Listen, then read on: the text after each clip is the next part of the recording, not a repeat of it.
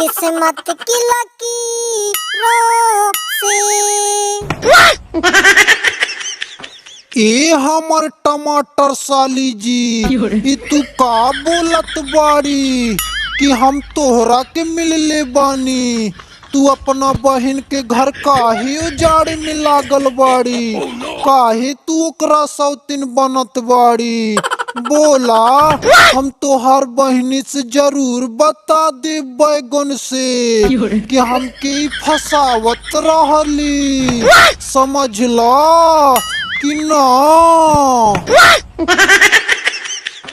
ए आलू जीजा, तू ज्यादा चालाक मत बना।